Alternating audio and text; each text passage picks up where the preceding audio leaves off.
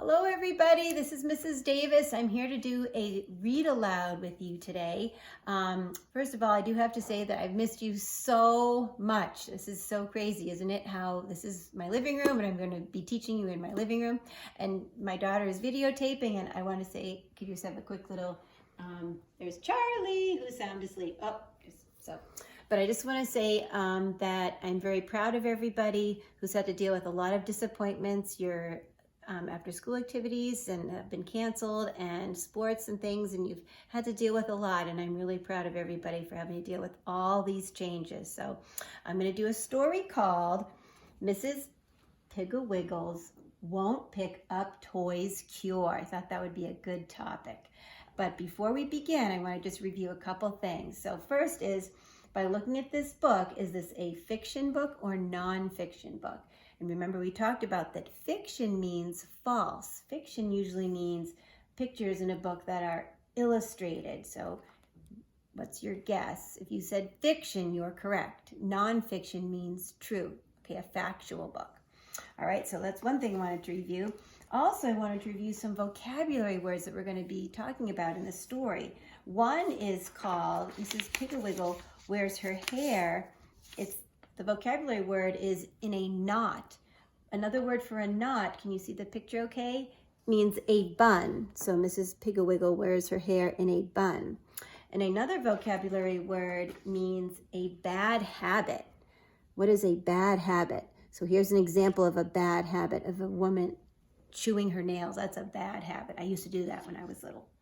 Another vocabulary word is old-fashioned. So something that's old-fashioned is something that, for example, I have an old-fashioned scale, that it's something that is very old and not quite popular anymore, old-fashioned. I should have brought something in, but moving on. So another thing you're going to be learning about today in our story is a word called an idiom. So an idiom means it's an expression. For example, it's raining cats and dogs. So is it really raining cats and dogs? No, that's an idiom. So in the story, you're going to hear how a little boy runs down the stairs in the fashion of he tears down the stairs, which means he's not tearing them up or ripping them up. The idiom, the expression is he's tearing down the stairs, meaning he's running down quickly, okay? So with all that, we're going to start the story. Mrs. Piggle won't pick up toys cure. So I bet all of you are really good at picking up your toys, right? Okay, so here we go. Here she is. Mrs. Piggle lives here in our town. She has brown sparkly eyes and long brown hair, which she usually wears in a knot on top of her head. She has a dog called Wag and a cat called Lightfoot. But the most remarkable thing about Mrs. Piggle is her house, which is upside down. So as you can see here, there's the cat, but that's the craziest thing. That's so funny. There's the dog. Upside down. All the children love Mrs. Piggle, and Mrs. Piggle loves them. In fact, Mrs. Piggle just naturally understands children, which is, of course, why all the parents call Mrs. Piggle whenever their children are being difficult. Mrs. Piggle always knows exactly what to do to help cure children's bad habits, like not picking up toys, which was Hubert Prentice's bad habit. And here is Mrs. Piggle with her little cat inside her little basket, and all of the children following her. And there's her dog Wags. Hubert was a very lucky boy whose grandfather always sent him wonderful toys for his birthday. Hubert had an electric train with a track that went 4 times around his bedroom. He had a great big wagon full of blocks, and he had 1,500 toy soldiers. See them right here? That's amazing.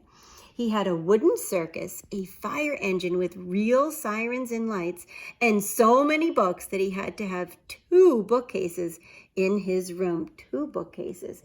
And let's see, I have a connection to that. I have so many books My children, they have bookcases in their bedrooms, and up in my attic, I have, 2 shelves with tons of books in them. I have a connection to that for sure. Hubert liked all his toys, and he generally shared them with his friends, but he never put them away. When Hubert's mother would tell Hubert to pick up his toys, all he ever did was stuff them under the bed or into the closet. Mrs. Prentice was getting tired of picking up all of Hubert's toys by himself. Look at this room. It looks like a good time's happening here. Ooh, that helicopter.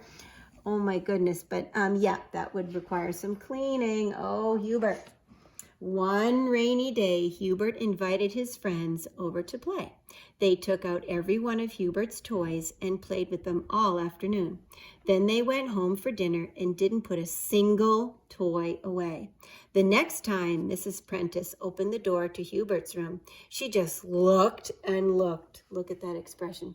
Then she went downstairs and called Mrs. Piggle. What's kind of funny to me, boys and girls, is look at the dad's expression. His eyeglasses are falling off because he saw all of the toys in Hubert's room. You know, I think I'm having a little think aloud moment here. You know, in our social learning, how anytime you get overwhelmed, the first thing you should do is take a belly breath. I think that Hubert's dad needs a belly breath. When Mrs. Prentice told Mrs. Piggle about Hubert's toys, Mrs. Piggle said, "I think the best thing for you to use is my old-fashioned won't pick up toys cure. Starting right now, don't pick up any of Hubert's toys. When his room becomes so messy he can't get out of it, call me." Oh my goodness, look at the dog's expression, like, I don't know if that's a good idea. And look, things are upside down in her house.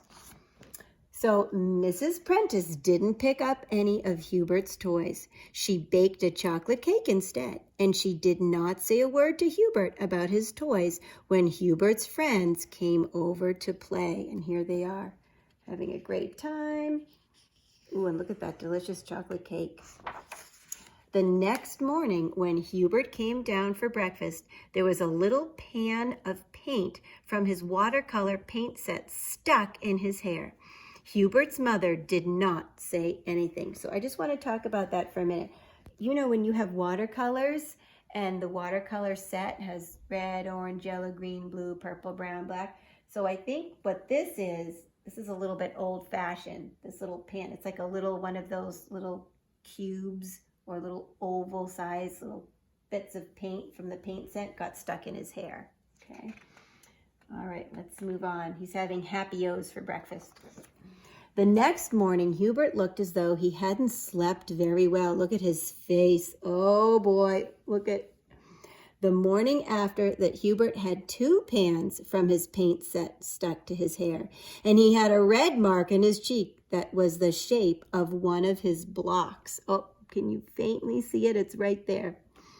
Hubert's mother thought he must have slept on it. And there's the father, so concerned. What's going on with Hubert? On the 7th day, Hubert didn't come out of his room at all. At 11 o'clock, his mother got worried and called Mrs. Piggle. "Hubert mustn't be trapped in his room," said Mrs. Piggle. "Wait until he calls for food, and then put a piece of dry bread with peanut butter on the garden rake and poke it through his window. He'll have to drink out of the hose." Drink out of the hose, good grief. When Mrs. Prentice hung up the telephone, she heard Hubert shouting, "Mother, I'm hungry." She got a crusty piece of bread, spread some peanut butter on it, and took it around to the other side of the house. Soon a hand and arm appeared at Hubert's window. The hand found the bread, grabbed it off the rake, and then banged the window shut. That night, Hubert's mother stuck his meat and potato and vegetable on the rake, and his father pushed the hose through the window. It took Hubert a long time to reach the window. Oh my good grief. I do not have a connection to that. I have never been fed through a window through a rake. I don't know if anyone else here has. let's continue. The next day around 2 o'clock, Hubert heard music and children's voices laughing and calling from outside. When he finally managed to look out the window, he saw Mrs. Piggle and all his friends, and right behind them came a circus parade. "Hurry, hurry, Hubert," called Mrs. Piggle. "We are all marching to the circus." Oh, can you see this picture carefully? So there outside is that wonderful parade. There's a clown. And look at the junk. Look at all of his toys. Messy. And look, the more paint little squares stuck to his hair. Oh, Hubert, make a good decision, Hubert. But Hubert couldn't get out of his room. There were too many train cars and blocks and toy soldiers and books in the way. He could hear the music getting farther and farther away, and he began to cry. Then he heard a tap at his window.